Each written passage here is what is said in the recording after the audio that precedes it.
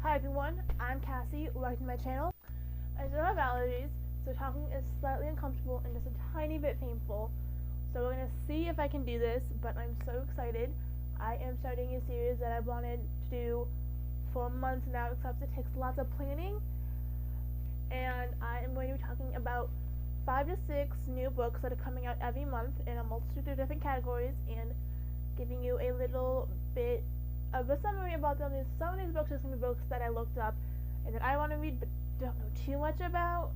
I've looked at multiple reviews to try and put together a mini summary for you guys. And starting next month, some of them are going to be books that I have actually read as an AR's advanced reader copy, so RAC. But yeah, we're just gonna start. So number 1, YA. And the first book I found is Indigo Blue by Jessica Watson. Jessica Watson was the youngest person to sail around the world by herself, and she was 16 when she did it, which is absolutely amazing. I don't even know what I was doing at 16, being worried about if a guy liked me or not, probably. So she wrote a fiction YA novel about a girl in Australia who moves to a little boating town with her aunt, her senior year of high school, and she doesn't really fit in, and it's her senior year. No one wants to move their senior year. And so she buys a yacht, and a yacht is not like one of those big yachts you think of, but yacht is a name for a sailing boat. And she works on putting it together with one of her classmates that she gets to know through a history project, and lots of teenage stuff happens. I don't really know. I can't really find much of a summary about what happens after she meets the boy and they start working on the yacht, so mystery. So yeah, check it out if you want to know what happens between her and the boy. Again, I think this one's only on Australia. It came out yesterday, so the 10th in Australia, so the 11th today. And yeah, if I could find this at the library or on a reading app, I will probably check this out. Number 2 is nonfiction, and this one is Swearing is Good for You: The Amazing Science of Bad Language by Dr. Emma Bryan, I think that's how her last name is pronounced. And I am the biggest fan of swearing. I used to swear literally every other word. Thankfully, I've gotten past that phase, and now just swear when I kind of feel the need that swearing will fit in my sentence, but not completely ruin the sentence. My boyfriend gets really upset at me because he's in China, and swearing isn't a big thing over there like it is here in America. So after I read this book, I'm gonna send it over to him. I'm actually gonna be reading this book as an audiobook. I already have it pre-ordered. I'm so excited.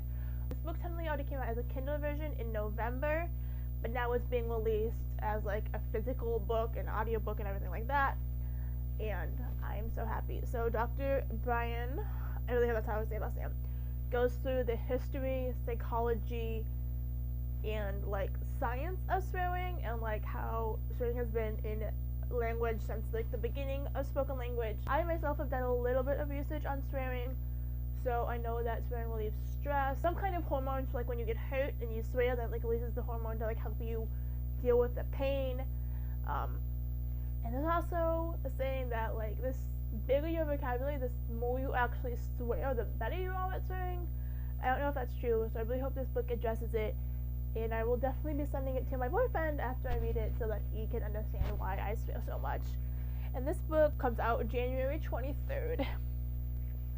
Book number 3, Manga, and I don't even know how to talk about this. I'm so excited. Sailor Moon, the Internal Edition, is coming out. So this edition is supposed to have a enlarged cover. It's actually supposed to be just generally bigger. So this is the size of regular manga. This is Sailor Moon, the 2011 edition, and it's saying the pages are probably going to be not this fat, but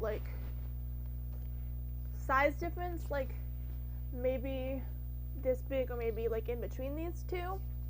And the new edition is supposed to be a new translation, as translation between the two languages has gotten better, so hopefully be slightly less awkward reading it. And it's also supposed to be 40 pages longer than this edition.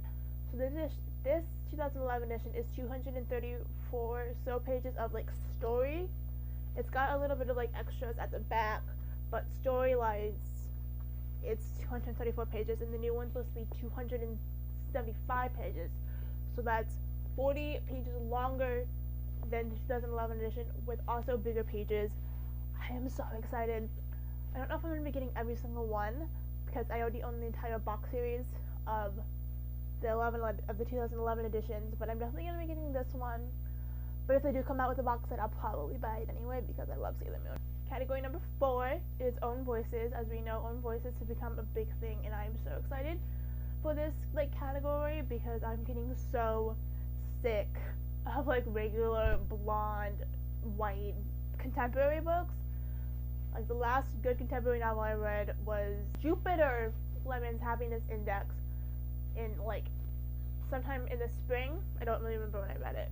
And so I'm so excited for these own voices, especially the own voices that have to deal with Muslim American teens, because I grew up in a Muslim American neighborhood, and so a lot of the stuff that authors in this genre are writing about is stuff that I didn't experience, but stuff that my friends experienced and stuff that I knew about.